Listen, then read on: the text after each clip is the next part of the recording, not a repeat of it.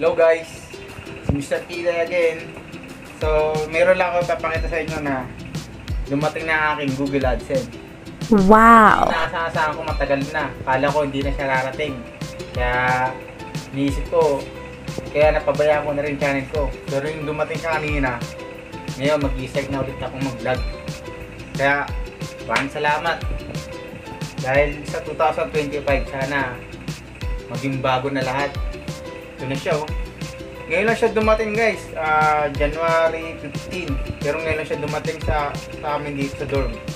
Kaya, ito guys, bubuksan ko na to para maano na natin. Ito, no? Pwede kayo pakita yan. Sige, buksan. Oh, pero hindi ko papakitik na, no? Wala kaming pakialam! Ganito, no? Oo. Yan, para totoo. Ayan guys, ha. Tignan natin. Ito na yung code na inaasahan natin sa YouTube.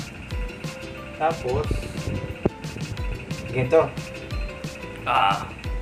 Ganito, no? Sige. Okay, ganito. Hindi. Ganito, no? Ayan po guys, hindi po marunong magbukas yung naka-receive, oh. Bobo. Gago! Upal. Ayan. Ayan guys, ha. Lumbusin na natin yan guys. Ito pa. Nanginginig pa ako. Yan na. Tapos bato pala laman yan, oh. Hindi, ang kailangan lang natin ito, code lang. Ako puta, baka napungit pa. Patay tayo dyan. Look. Yan na guys, kinakabahan. Nakakabahan pa kung mapunit pa yung code, ah.